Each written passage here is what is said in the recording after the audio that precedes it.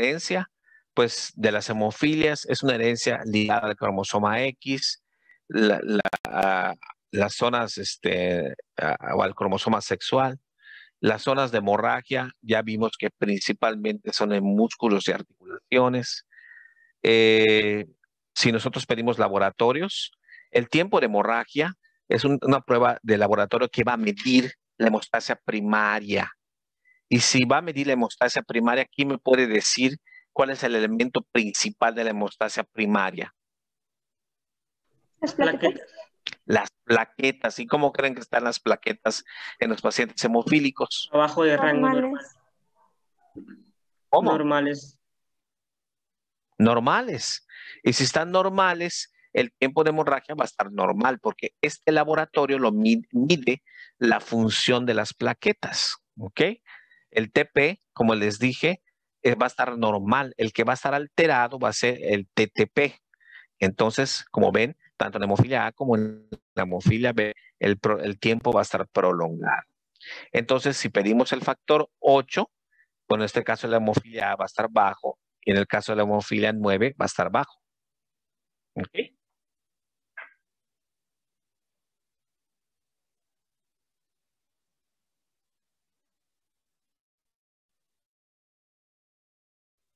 Bueno, esto es igual lo mismo.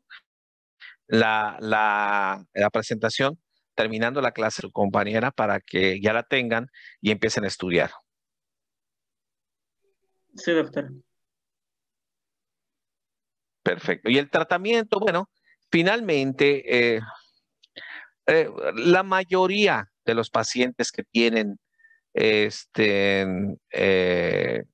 hemofilia y obviamente se les va a vigilar de cerca por el pediatra, pero entre los antecedentes familiares y el porcentaje de actividad del factor 8 o el factor 9, se determina si ese paciente va a requerir tratamiento.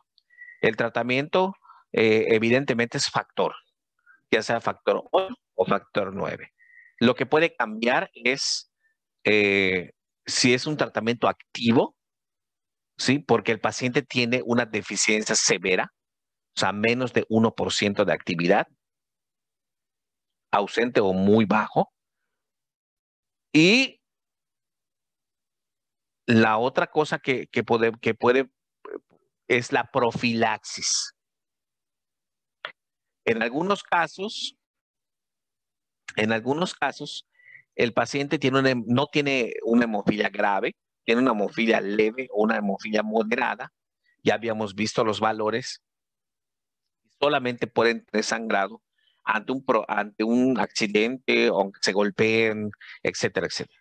Esos pacientes pueden utilizar el factor de manera profiláctica. Muchos de esos pacientes van creciendo y con la familia, que también hay otros enfermos en la familia, ya están súper educados a cómo manejarse.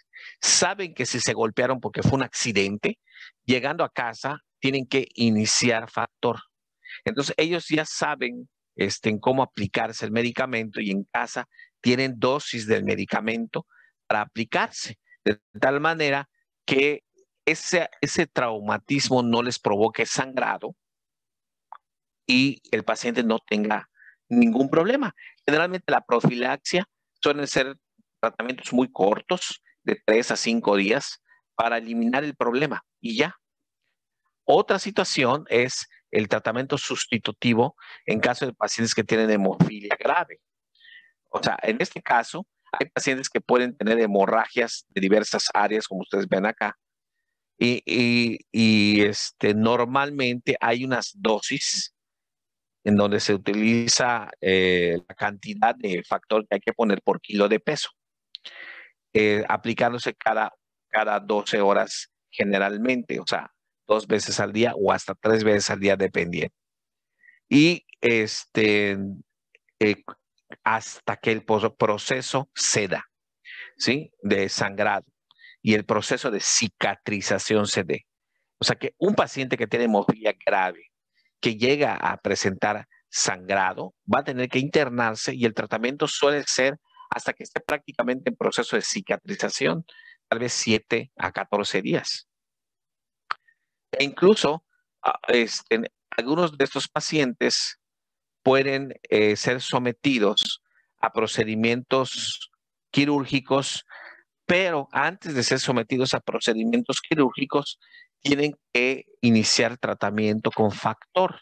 O sea, el hecho de que tengan hemofilia no quiere decir que no puedan ser operados, ¿sí? Si tú les pones factor de coagulación, el factor deficiente, pues su vía de coagulación va a ser normal. Solamente si el paciente lo operaron, por ejemplo, de una vesícula y se programó, pues el paciente desde que ingresa tiene que iniciar terapia con un factor, se opera ya con la sangre, se opera ya con factor en la sangre y hasta cuándo va a dejar de utilizar el factor hasta que cicatrice más o menos a los 7 a 14 días. Entonces el paciente va a estar hospitalizado porque va a requerir constante aplicación de factor que no tiene.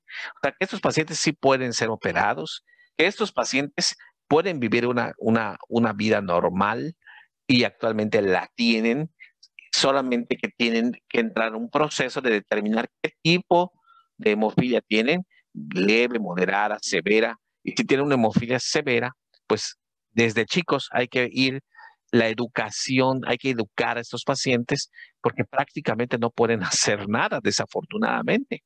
Estos tipos de pacientes con hemofilia grave no pueden, en el proceso de crecimiento, pues probablemente no pueden ir a una escuela normal, tengan que recibir educación en casa. Es un proceso muy difícil. Sin embargo, es un proceso que constantemente la misma familia ya sabe cómo llevarlo y se limita realmente los episodios de sangrado. De tal manera que ustedes es muy difícil que hoy en día vean un paciente hemofílico ingresado.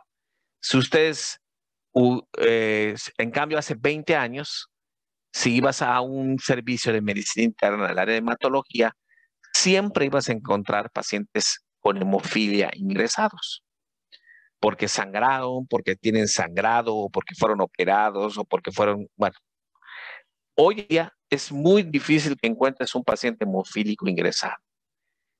La gran mayoría de los pacientes tienen una educación sobre su enfermedad.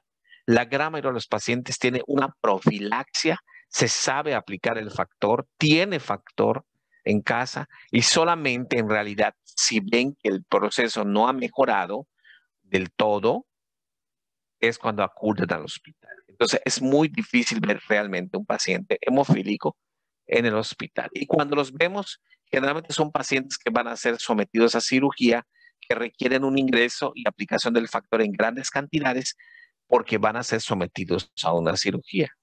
¿Qué pasa con las urgencias? Una apendicitis.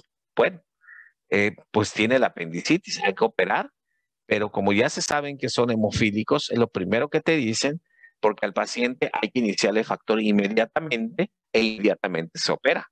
O sea, no debe de ser un impedimento para poder ser sometido al proceso quirúrgico. Entonces, con eso terminamos. Les voy a mandar las diapositivas a su compañera y les pido que revisen los temas que vimos ayer y hoy. Es importante. El martes vamos a ver ahora sí lo de la coagulación. Y como ya vimos esto, va a ser mucho más sencillo, ¿no? Prácticamente vamos a ser muy repetitivos, pero nos va a servir para repasar. ¿Alguna pregunta?